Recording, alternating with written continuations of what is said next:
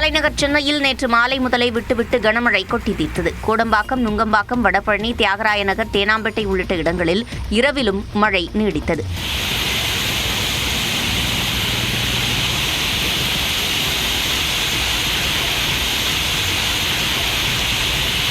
குரோம்பேட்டை, தாம்பரம், பெருங்களத்தூர், வண்டலூர் உள்ளிட்ட புறநகர் பகுதிகளிலும் கனமழை பெய்ததால் குளிர்ச்சியான சூழல் நிலவியது.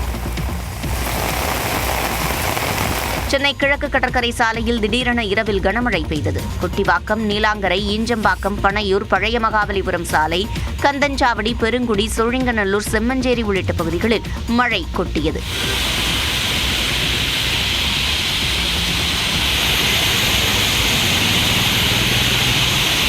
இதற்கிடையே ஒட்டியம்பாக்கம் ஊராட்சியில் மழையின் போது திடீரென மின்கம்பிகள் அறுந்து விழுந்ததால் குடியிருப்பு வாசிகள் அச்சமடைந்தனர்.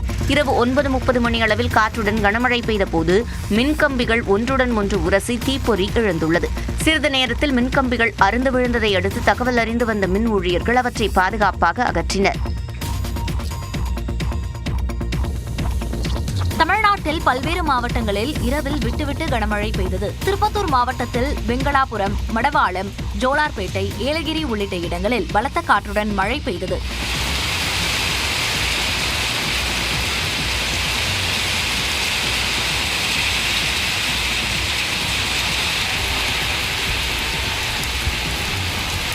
பலத்த காற்றுடன் பெய்த மழையால் மாவட்ட ஆட்சியர் அலுவலகம் அருகே இருந்த மரம் முறிந்து விழுந்ததால் போக்குவரத்து பாதிக்கப்பட்டது. ராணிப்பேட்டை மாவட்டத்தில் வாலாஜாபேட்டை, ஆற்காடு, காவேரிப்பாக்கம் உள்ளிட்ட இடங்களில் மழை பெய்ததால் வெப்பம் தணிந்தது.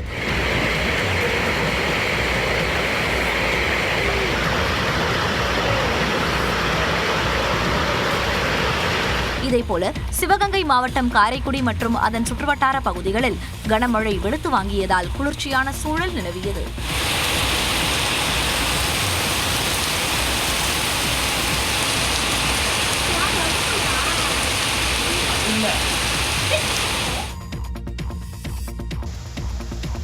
வார விடுமுறையொட்டி முக்கிய சுற்றுலா தலங்களில் மக்கள் அதிக அளவில் குவிந்தனர். தென்காசி மாவட்டம் குற்றாலத்தில் சீசன் களை கட்டி வரும் நிலையில் குற்றால மெயின் அருவி, ஐந்தருவி, புலியருவி, சிற்றருவி, பழைய குற்றாலம் உள்ளிட்ட அனைத்து அருவிகளிலும் மக்கள் குவிந்தனர்.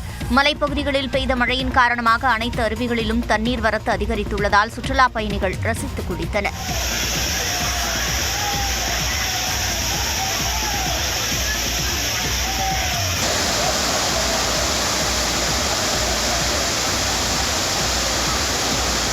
மதுரையிலேருந்து வந்திருக்கோம். நல்லா செம்மையாக எல்லாருமே குடும்பமாக செம்மையாக குளித்தோம். உண்மையிலே தண்ணி ஆர்ப்பரிச்சு கூட்டுது. ஃபேமிலியாக எல்லா பேரும் வாங்க, என்ஜாய் பண்ணிட்டு போங்க. இதுபோல் திண்டுக்கல் மாவட்டம் கொடைக்கானலிலும் சுற்றுலா பயணிகள் அதிக அளவில் குவிந்தனர். பனிமூட்டம், சாரல் மழை என மாறி மாறி நிலவும் காலநிலையை அனுபவித்தும் பசுமை பள்ளத்தாக்கு, குணா குகை, தூண்பாறை, பைன்மரக்காடுகள், மோயர் சதுக்கம் உள்ளிட்ட சுற்றுலா தலங்களின் இயற்கை அழகினை கண்டு ரசித்தனர்.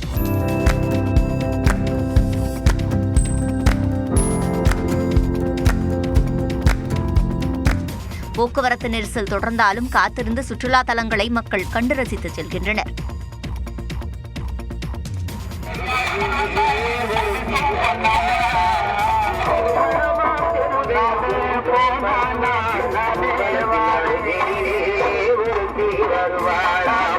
மதுரை மாவட்டம் உசிலம்பட்டி அருகே கூம்பு வடிவ ஒலிபெருக்கிகளுக்கான இசைப்போட்டி அனைவரையும் கவர்ந்தது.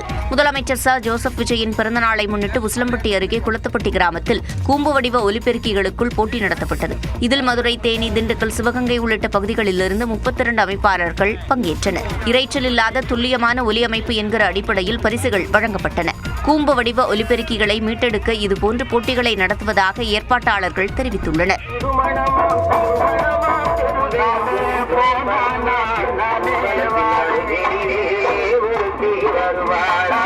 தெளிவாகவும் சத்தமாகவும் சுத்தமாகவும் யார் போகிறாங்களோ அவங்களுக்கு பரிசு கொடுத்து ஊக்கப்படுத்தி இதை அடுத்த ஜெனரேஷனுக்கு கொண்டு போகிறோம். 2 நாட்கள் திட்டமிடப்பட்ட போட்டி 2வது நாளாக இன்றும் நடைபெறவுள்ளது. பழனி முருகன் கோயில் நில மோசடி வழக்கில் கைதானவர் உயிரிழந்தது அதிர்ச்சியை ஏற்படுத்தியுள்ளது. பழனி முருகன் கோயிலுக்கு சொந்தமான நிலம் மோசடியாக பத்திரப்பதிவு செய்யப்பட்டதாக எழுந்த புகாரில் திண்டுக்கல் மாவட்டம் மானூர் கிராமத்தைச் சேர்ந்த வழக்கறிஞர் 65 வயதான அன்வர்தீன் கைது செய்யப்பட்டு மதுரை மத்திய சிறையில் அடைக்கப்பட்டார். கடந்த 5, 6, 7 ஆகிய தேதிகளில் சிபிசிஐடி போலீசார் காவலில் எடுத்து விசாரித்த நிலையில் 7ஆம் தேதி இரவு உடல்நலக்குறைவு ஏற்பட்டுள்ளது. மருத்துவமனைக்கு செல்லும் வழியில் உயிரிழந்ததாக கூறப்படுகிறது. கரிமேடு போலீசார் வழக்கு பதிவு செய்து சிறை அதிகாரிகளிடம் விசாரணை நடத்திய நிலையில் மதுரை மாவட்ட 1வது விரைவு நீதிமன்ற நீதிபதி ராஜபிரபு முன்னிலையிலும் மதுரை, திண்டுக்கல், விருதுநகரைச் சேர்ந்த சிறப்பு மருத்துவக் குழு மேற்பார்வையிலும் உடற்கூறாய்வு நடைபெற்றது. பின்னர் உறவினர்களிடம் உடல் ஒப்படைக்கப்பட்டதை அடுத்து ஆம்புலன்ஸ் மூலம் சொந்த ஊருக்கு கொண்டு செல்லப்பட்டது. அன்வர்தீன் மரணத்தில் சந்தேகமில்லை என்று அவருடன் பணியாற்றியவர் தெரிவித்துள்ளார். எங்களுக்கு இப்போ வரைக்கும் பார்த்த வரைக்கும் நேரடிய பாடி பார்த்துட்டோம். எங்களுக்கு எந்த உதவியும் இல்லைங்க சார். எந்த காயங்கள் எதுவும் இல்லை. அவரோட மரணத்தில் சந்தேகம் எதுவும் இல்லைங்க சார். எங்களுக்கு தெரிஞ்ச வரைக்கும் இயற்கை மருந்து தெரியுதுங்க. இதற்கிடையே அன்வர்தீன் பக்கவாதம் மற்றும் சர்க்கரை நோயால் பாதிக்கப்பட்டிருந்ததாக சிறை கண்காணிப்பாளர் கூறியுள்ளார். எனினும் உடல் கூராய்வு அறிக்கை வந்த பிறகே முழு விவரம் தெரியவரும். தமிழ்நாட்டின் அரசியல் களத்தை பரபரப்பாக்கிய செய்திகளை தற்போது பார்க்கலாம். தொகுதி மறுவரையறையை கைவிட வேண்டும் என முதலமைச்சர் விஜய் தலைமையில் நடைபெற்ற எம்பிக்கள் கூட்டத்தில் தீர்மானம் நிறைவேற்றப்பட்டுள்ளது. தொகுதி மறுவரையறை மசோதா தொடர்பாக தமிழக எம்பிக்களுடன் முதலமைச்சர் விஜய் நேற்று ஆலோசனை நடத்தினார். சென்னை சேப்பாக்கத்தில் உள்ள கலைவாணர் அரங்கில் நடைபெற்ற இந்த கூட்டத்தில் காங்கிரஸ், விசிக, மதிமுக உள்ளிட்ட கட்சிகளைச் சேர்ந்த 19 எம்பிக்கள் மட்டுமே கலந்து கொண்டனர். திமுக, அதிமுக கட்சிகள் இந்த கூட்டத்தை புறக்கணித்தன. பாமகவிலிருந்து அன்புமணி, தேமுதிகவிலிருந்து LK சுதேஷ், மக்கள் நீதி மய்யம் கட்சியிலிருந்து கமல்ஹாசன், காங்கிரஸ் எம்பி சுதா ஆகியோர் கூட்டத்தில் பங்கேற்கவில்லை. சுமார் 2 மணி நேரம் எம்பிக்களுடன் முதலமைச்சர் ஆலோசனை நடத்தினார். இந்நிலையில் முதலமைச்சர் தலைமையிலான எம்பிக்கள் கூட்டம் குறித்து அரசு வெளியிட்டுள்ள செய்திக்குறிப்பில் உத்தேசிக்கப்பட்ட தொகுதி மறுவரையறை குறித்து விரிவாக ஆலோசிக்கப்பட்டதாக கூறப்பட்டுள்ளது. மக்களவை உறுப்பினர்கள் எண்ணிக்கை 543ஆக இருக்கும்போதே பேச போதிய நேரம் கிடைக்கவில்லை என்றும் அனைத்து மாநிலங்களுக்கும் 50% உறுப்பினர்கள் உயர்வு என்பது மக்களை திசை திருப்பும் ஆசை வார்த்தை என்ற கருத்தையும் எம்பிக்கள் எடுத்துரைத்ததாக தெரிவித்துள்ளது. இதனைத் தொடர்ந்து தமிழ்நாடு மற்றும் தென்னிந்திய மாநிலங்களின் உரிமைகளை நிரந்தரமாக பாதுகாத்திட பேரவையில் தனி தீர்மானம் நிறைவேற்றிட ஒருமனதாக தீர்மானிக்கப்பட்டதாகவும் தமிழக அரசு தெரிவித்துள்ளது. முதலமைச்சர் விஜய் தலைமையிலான எம்பிக்கள் கூட்டத்தில் பங்கேற்ற பின் ஊடகங்களிடம் பேசிய அரசியல் தலைவர்கள் தொகுதி மறுவரையறை கூடாது என்பதே தங்கள் நிலைப்பாடு என தெரிவித்தனர். எப்படி 2001 பண்ண மாதிரி இன்னொரு 25 வருஷத்துக்கு எக்ஸ்ட்ரா பண்ணுறதுல எந்த தவறும் இல்லை. இது ஒன்லி எலெக்ஷன் அரித்மெட்டிக் நம்பர்ஸ்க்காக மட்டுமே செய்யப்படுவதாக பார்க்கப்படுகிறது. இன்னைக்கு கூட்டத்தில் அந்த 543 எந்த மாற்றமும் தேவையில்லை. அதே போல தமிழகத்திற்கு 39 எந்த மாற்றம் தேவையில்லை. 50% கூட்டுவோம், 60% கூட்டுவோம். ஆஃபர் இந்த ஆஃபர் கதையெல்லாம் ஆரம்பித்து கதை கட்டிக்கிட்டு இருக்காங்க பாஜக. RSSம் பாஜகவும் செய்கின்ற சதி. இந்த சதியில் ஏமாந்துடக்கூடாது. ஃபேர் டிலிமிட்டேஷனுங்கிற ஒரு வேலையே கிடையாது. டீலிமிட்டேஷனே பெரிய கிமிக்கு. இப்போது உள்ள எண்ணிக்கை 543 என்பது தொடர வேண்டும். இந்த ஒரே கருத்து இந்த கூட்டத்தில் தீர்மானமாக நிறைவேற்றப்பட்டிருக்கிறது. சட்டமன்றத்திலும் இது குறித்த இந்த டீலிமிட்டேஷன் குறித்த தீர்மானத்தை கொண்டு வர வேண்டும் என்கிற வேண்டுகோளை வைத்திருக்கிறோம். மசோதாவே இல்லாத பொழுது எம்பிக்கள் கூட்டம் எதற்கு என வினவியுள்ள திமுக நாடாளுமன்ற குழு தலைவர் கனிமொழி, தாவேகா அரசை இயக்குவது யார் என சந்தேகம் எழுப்பியுள்ளார். அனைத்து கட்சி எம்பிக்கள் கூட்டம் குறித்து ஊடகங்களிடம் பேசிய அவர், தொகுதி மறுவரையறை மசோதா நடப்பு கூட்டத்தொடரில் வர வாய்ப்பில்லை என மத்திய அரசு தெரிவித்துள்ளதாக கூறினார். மேலும் திமுகவின் நிலைப்பாட்டையும் விளக்கினார். பில்லோட காப்பி சர்க்குலேட் பண்ணப்படலை.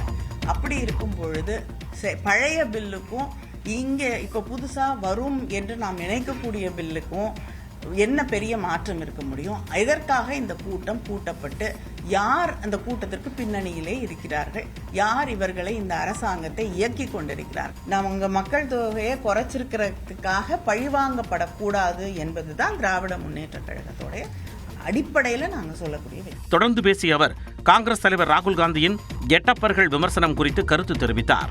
யார் எட்டப்பர்கள்னு தமிழ்நாட்டு மக்களுக்கு தெரியும். யார் முதுகில் குத்தியவர்கள், யார் நேர்மையாக மக்களோடு அரசியல் செய்கிறார்கள்னு தமிழ்நாட்டு மக்களுக்கு தெரியும். அதிமுக, திமுக இடையே புதிய நட்புறவு என்ற அமைச்சர்களின் விமர்சனங்களுக்கு பதிலளித்த கனிமொழி, மேகதாது உள்ளிட்ட பல பிரச்சனைகளில் இரு கட்சிகளும் ஒத்த கருத்துடனே இருந்துள்ளதாக குறிப்பிட்டார். 50% தொகுதிகள் உயர்வு என்பது பாஜகவின் நாடகம் என முதலமைச்சர் விஜய் தலைமையிலான கூட்டத்தில் பங்கேற்ற பின் எம்பிக்கள் கருத்து தெரிவித்துள்ளனர். சட்டம் முன்வைக்கப்பட்ட பொழுது உள்துறை அமைச்சர் சொன்ன வார்த்தை அனைத்து மாநிலங்களுக்கும் 50% உயர்வு என்ற ஒன்றை சொன்னார். அது சட்ட வடிவத்திலே இல்லை. இன்றைக்கு அந்த ஆசை வார்த்தை எல்லா மாநிலங்களுக்கும் நம்ப வைக்கின்ற முயற்சியை பாஜக எடுத்துக்கிறது. அந்த ஆசை வார்த்தை நம்பி ஏமாந்து விடக்கூடாது. அது வெறுமன ஒரு கண்துடைப்பான நாடகம். அப்படி செய்வதன் மூலம் நம்முடைய உரிமை என்பது பாதுகாக்கப்படாது. 59 கொடுத்திருந்தாலுமே அந்த 59 மறுபடியும் அது 32ஆவோ 38ஆவோ நமக்கு குறையறதுக்கு வாய்ப்பு இருக்கு. மிகப்பெரிய அப்படி யோசிச்சு பாருங்க, நம்ம 39 வச்சுக்கிட்டு 7.18 விழுக்காடு நம்முடைய ஸ்ட்ரென்த் இருக்காங்க நம்முடைய லோக்சபால. அதை வச்சு நமக்கு காவேரி பிரச்சனை நம்ம தீர்க்க முடியல. நமக்கு வர வேண்டிய நிதி அது பற்றி நம்ம பெற முடியல. பல்வேறு பிரச்சனைகள் நம்ம பேச முடியலாங்க. இது இப்படி இருக்கும் பொழுது அந்த 7.18 விழுக்காடு நாளைக்கு அது குறைஞ்சதுன்னு வச்சுக்கோங்க, நம்ம ஒண்ணுமே பண்ண முடியாது. ஏற்கனவே இருக்கக்கூடிய நிலையை தொடருவதற்காக சட்ட திருத்தம் கொண்டு வர வேண்டும் என்று தீர்மானம் நிலைப்பாட்டை ஒட்டுமொத்த தமிழக மக்களிடத்திலும் கொண்டு சேர்க்க வேண்டும் என்று சொல்லியிருக்கின்றோம். அது சம்பந்தமான ஒரு விழிப்புணர்வை ஏற்படுத்தக்கூடிய பணியை செய்ய இருக்கின்றோம்.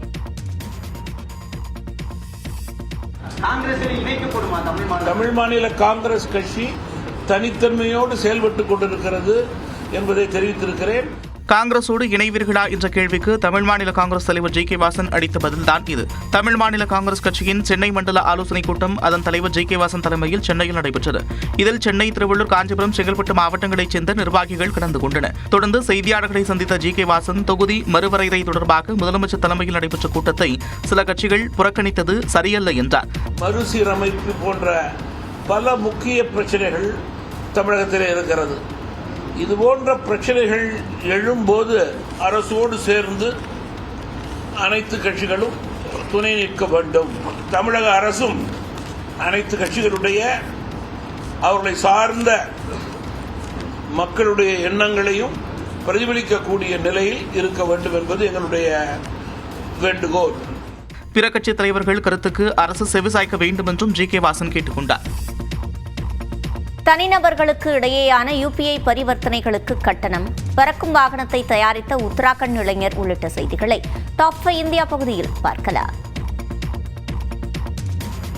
தனிநபர்களுக்கு இடையேயான யுபிஐ பரிவர்த்தனைகளுக்கு எந்தவொரு கட்டணமும் செலுத்த வேண்டியதில்லை என்று மத்திய அரசு மீண்டும் தெளிவுபடுத்தியுள்ளது. யுபிஐ போன்ற டிஜிட்டல் முறையில் மேற்கொள்ளப்படும் பரிவர்த்தனைகளுக்கு கட்டணம் வசூலிக்கும் வகையில் கட்டணம் மற்றும் தீர்வு அமைப்புகள் சட்டத்தை திருத்துவதற்கான மசோதா மக்களவையில் வியாழக்கிழமை நிறைவேற்றப்பட்டது. இதற்கு கண்டனம் தெரிவித்த காங்கிரஸ் மூத்த தலைவர் ஜெய்ராம் ரமேஷ், யுபிஐ பரிவர்த்தனைகளுக்கு இதுவரை கட்டணமில்லாமல் இருந்த நிலையை மாற்றுவதாகவும் இதன் சுமை சாமானிய மக்கள் மீதே விழும் என்றும் எக்ஸ் பக்கத்தில் பதிவிட்டிருந்தார். இதற்கு பதிலளித்த மத்திய நிதியமைச்சர் நிர்மலா சீதாராமன், MTR எனப்படும் வர்த்தக தள்ளுபடி கட்டணம் என்பது வணிகர்களுக்கு மட்டுமே பொருந்தும் என்றும் பொதுமக்களுக்கு இது பொருந்தாது எனவும் தெரிவித்திருந்தார். இந்நிலையில் தனிநபர்களுக்கு இடையேயான யுபிஐ பரிவர்த்தனைகளுக்கு பயனர்கள் எந்தவொரு கட்டணமும் செலுத்த வேண்டியதில்லை என்று மத்திய அரசு விளக்கம் அளித்துள்ளது. எதிர்காலத்தில் குறிப்பிட்ட சில வர்த்தக பரிவர்த்தனைகளுக்கு மட்டும் மிக குறைந்த அளவிலான கட்டணம் அறிமுகப்படுத்தப்படலாம் என்றும் இது ATM மற்றும் கிரெடிட் கார்டுகளுக்கான கட்டணத்தை விட குறைவாகவே இருக்கும் என்றும் தெரிவிக்கப்பட்டுள்ளது. விசா மற்றும் மாஸ்டர் கார்டு போன்ற அமெரிக்க கட்டண சேவை தளங்களுக்கு சாதகமாக இந்தியாவில் யுபிஐ பரிவர்த்தனைக்கு கட்டணம் வசூலிக்கப்படுவதாக கூறப்படும் குற்றச்சாட்டையும் மத்திய அரசு மறுத்துள்ளது.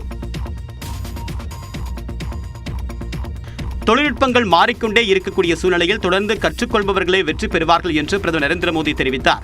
டெல்லி IITயின் 57வது பட்டமளிப்பு விழாவில் பங்கேற்ற பிரதமர் நரேந்திர மோடி மாணவ மாணவிகளுக்கு பட்டங்களை வழங்கினார். தொடர்ந்து பேசிய பிரதமர், இளைஞர்கள் ஒவ்வொரு முடிவையும் எடுக்கும் போது அது நாட்டுக்கு எந்த வகையில் பலனளிக்கும் என்று சிந்திக்க வேண்டும் என்றார். सबसे बड़ी फोर्स है टेक्नोलॉजी की स्पीड. आज कोई भी निश्चित रूप से नहीं कह सकता कि अगले 20-30 वर्षों की दुनिया कैसी होगी, लेकिन इन सब के बीच मेरी बात याद रखिएगा, जो सीखेगा वो जीतेगा. ஆராய்ச்சித் துறையில் மிகப்பெரிய வாய்ப்பு இருக்கக்கூடிய நிலையில் மத்திய அரசு 1 லட்சம் கோடி ரூபாய் வரை நிதி ஒதுக்கீடு செய்திருப்பதாக பிரதமர் பெருமிதம் தெரிவித்தார். மேலும் ஒரே நாடு ஒரே சந்தா திட்டம் மூலமாக உலகத்தரம் வாய்ந்த ஆராய்ச்சி இதழ்கள் எந்தவிதமான கூடுதல் கட்டணமும் இல்லாமல் நாட்டின் சிறிய நகரங்களில் கூட கிடைக்கின்றன என்றும் பிரதமர் நரேந்திர மோடி கூறினார். இளைஞர் சக்தி இருளில் விளக்கேற்றி வைத்துள்ளதாக வினாத்தாள் கசிவுக்கு எதிரான போராட்டம் குறித்து மக்களவை எதிர்க்கட்சித் தலைவர் ராகுல் காந்தி பெருமிதம் தெரிவித்துள்ளார். உத்தரப்பிரதேச மாநிலம் பிரயாக்ராஜில் இளைஞர்களின் குரல் என்ற நிகழ்ச்சியில் மாணவர்களுடன் ராகுல் காந்தி கலந்துரையாடினார். அப்போது பேசிய அவர், அமெரிக்கா, சீனா மற்றும் ரஷ்யாவின் வல்லமையை பற்றி உலக அளவில் அதிகம் பேசப்படுவதாக கூறினார். ஆனால் இந்தியாவில் உள்ள 40 கோடி இளைஞர்களே நாட்டின் உண்மையான மற்றும் இணையற்ற ஆற்றலாக திகழ்வதாக தெரிவித்தார். தற்போதைய சூழலில் இந்திய இளைஞர்கள் ஒரு சக்கர வியூகத்தில் மாட்டியுள்ளதாக கூறிய அவர், பெற்றோரின் பெருந்தொகையை செலவிட்டு படித்த பிறகும் தகுதிக்கேற்ற வேலை கிடைப்பதில்லை என்று கவலை தெரிவித்தார். நாட்டில் 1000 இளைஞர்களில் 12 பேருக்கு மட்டுமே நிரந்தர வேலை கிடைப்பதாகவும் ராகுல் கூறினார். मगर इस अंधेरे में आप लोगों ने लाइट जला दी। ये देखिए, वो अपने डर का सामना नहीं कर पाए, मगर हिंदुस्तान के स्टूडेंट्स, हिंदुस्तान के युवाओं ने अपने डर का सामना किया और देश को बदल दिया. சமூக வலைதளங்களில் மூழ்கி கிடப்பதுதான் 21ஆம் நூற்றாண்டின் அடிமைத்தனம் என்று ராகுல் காந்தி விமர்சித்தார்.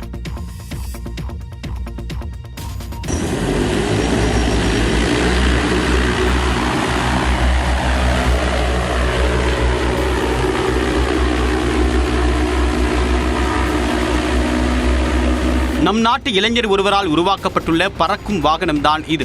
ட்ரோன் தொழில்நுட்பத்தை பயன்படுத்தி அதில் கொஞ்சம் கூடுதல் மாற்றங்களை செய்து உத்தராகண்ட் மாநிலத்தின் அல்மோரா நகரை சேர்ந்த ரவி டாம்டா தன்னுடைய நீண்ட கால கனவிற்கு உயிர் கொடுத்துள்ளார். சிங்கிள் சீட்டர் பறக்கும் வாகனமான இது பேட்டரியில் இயங்கக்கூடியது. ஹாப்பிடா ஸ்கை பிரைவேட் லிமிடெட் என்னும் ஸ்டார்ட் அப் நிறுவனத்தை நடத்தி வரக்கூடிய ரவி டாம்டா உத்தராகண்ட் மலைப்பாங்கான மாநிலம் என்பதால் 40 கிலோமீட்டர் தொலைவை கடப்பதற்கு 1.5 மணி நேரம் ஆவதாகவும் அவசர காலங்களில் சிரமத்தை தவிர்க்கவே இந்த வாகனத்தை பல ஆண்டுகளாக ஆய்வு செய்து தயாரித்ததாகவும் கூறியுள்ளார். இதில் மலைப்பகுதியில் அந்த 40 கிலோமீட்டர் தொலைவை 10 அல்லது 15 நிமிடங்களுக்குள் அடைய முடிகிறது என்றும் குறிப்பிட்டுள்ளார்.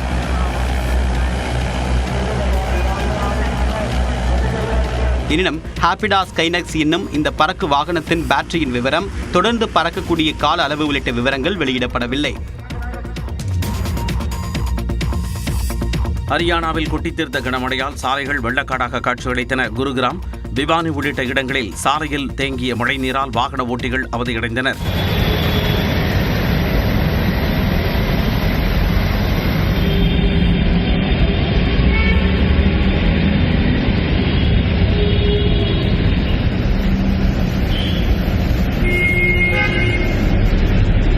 ஃபரிதாபாத்தில் கார் ஒன்று வெள்ளத்தில் சிக்கிய நிலையில் டிராக்டர் மூலம் கயிறு கட்டி மீட்கப்பட்டது. அதேபோல பள்ளி பேருந்து ஒன்று ரயில்வே சுரங்கப்பாதையில் தேங்கியிருந்த நீரில் மூழ்கியது.